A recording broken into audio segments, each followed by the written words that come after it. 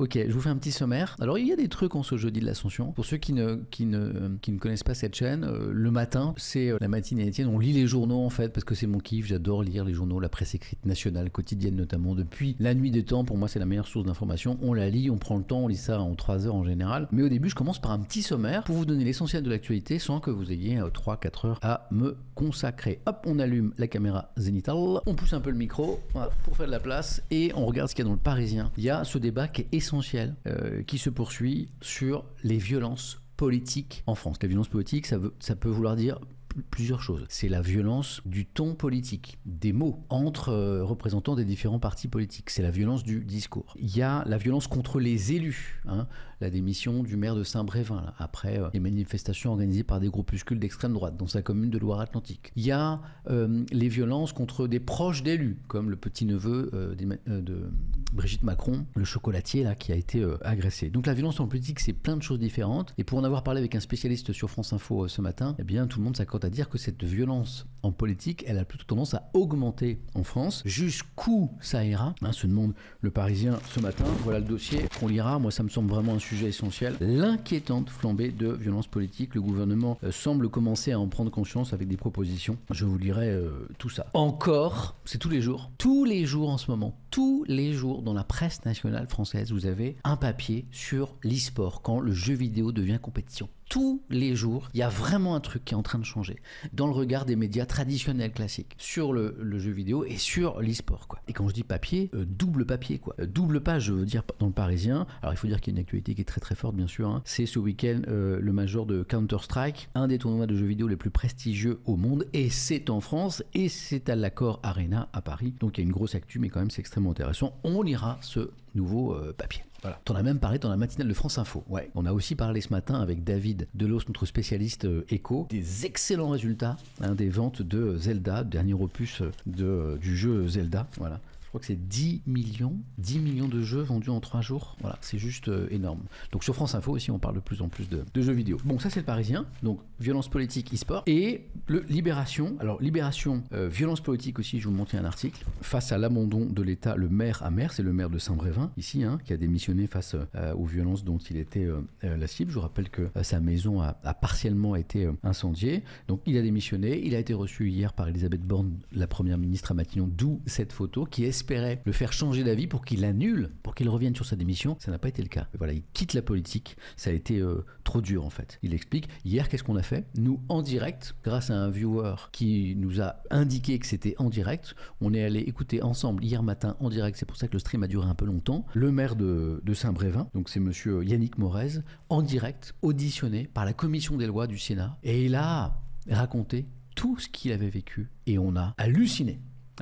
Si vous voulez voir, c'est en replay sur ma chaîne. Voilà. Donc c'est ça. Et puis, mais vous avez vu que peut-être, hop, il y a le Figaro qui s'annonce sur ma tablette dessous là. La une de Libération n'est pas consacrée à la violence en politique, mais à la sécheresse. Voilà. Qui ne prend pas de vacances. Voilà. Donc, Libération parle de 70 départements qui risquent d'être touchés par la sécheresse d'ici la fin de l'été. Et il y a un paradoxe, c'est que là le printemps est assez humide, il pleut pas mal, hein, vous avez vu le mois de mai était un peu pourri, hein, on va dire ça. Il pleut pas mal et en fait c'est un peu contre-intuitif, on parle de sécheresse alors qu'il a plu pas mal au mois de mai et en fait Libération nous explique très très bien que ces pluies du printemps en fait ne vont pas pour l'essentiel dans les nappes phréatiques parce qu'en fait elles sont captées par la végétation qui en printemps comme ça a besoin d'énormément d'eau en fait. Donc ces pluies de printemps, hélas elles ne servent à rien réellement pour lutter contre la sécheresse. Explication de Libération. Et hop, caché derrière Libération, le Figaro.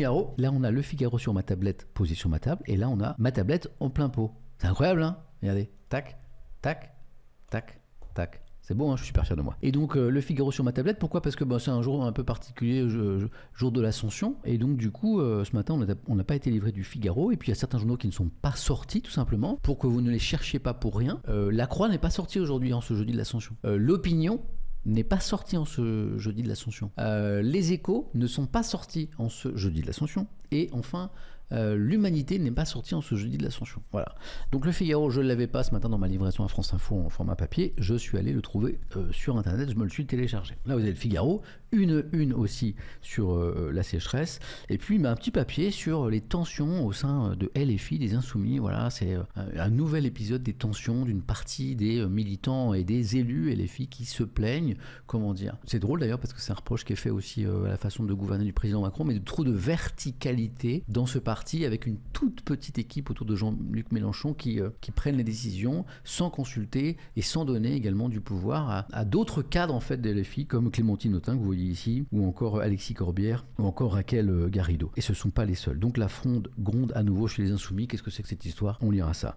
On reviendra, parce qu'on a déjà parlé sur la très belle histoire de Victor Wembanyama dont on suit les aventures assez régulièrement sur cette chaîne. Donc sauf immense surprise, dans un mois, lors de la draft, il y a 2 jours a eu lieu la loterie en pleine nuit aux États-Unis pour savoir quel joueur allait pouvoir faire le choix numéro 1 de la draft dans un mois, et donc a priori à choisir ce talent fou, cette pépite qu'est le français Victor Wembanyama, qui donc a priori jouera chez les Spurs de San Antonio. Donc on a un petit papier qui nous résume ça à nouveau, qui était bien fait. Quand je parle de chômage ici, c'est souvent des débats assez enfiévrés. J'ai un papier dans le Figaro Économie qui nous explique que le chômage en France est à son plus bas niveau depuis 40 ans. Je sais que quand j'annonce ce genre de nouvelles, beaucoup d'entre vous dans le chat me disent qu'est-ce que c'est que ces chiffres, est-ce que c'est vrai que le chômage baisse, est-ce que c'est pas plutôt dû aux radiations et à la politique d'un gouvernement qui cherche à cacher un peu les vrais chiffres. Donc on lira ça, de quoi il retourne. Est-ce que le chômage baisse vraiment en France? Qu'est-ce que ça veut dire? Est-ce que ça baisse pour les jeunes? Est-ce que ça baisse pour les seniors? On a un papier dans le Figaro, dans les pages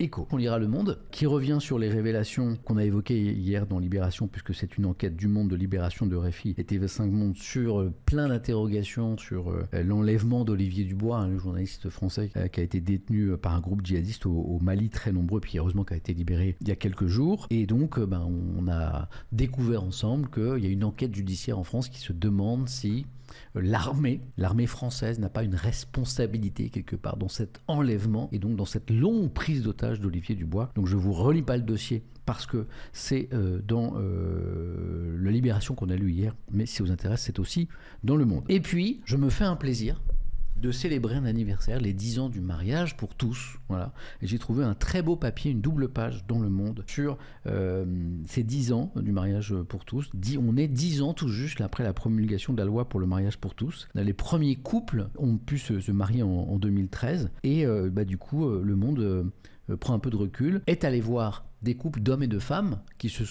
ont pu se marier grâce à cette évolution du droit et de la loi. Et Le Monde est allé leur demander qu'est-ce que ça avait changé pour eux dans leur vie. Voilà. Et j'ai trouvé ça intéressant, informatif et aussi extrêmement touchant. Donc la parole à des couples, on lira ça ensemble, et aussi à une sociologue, Irène Thierry, qui nous dit ce que ça a changé également pour la société française. Vous êtes plusieurs à écrire, il y a encore du chemin à faire encore. Ouais, on est bien d'accord.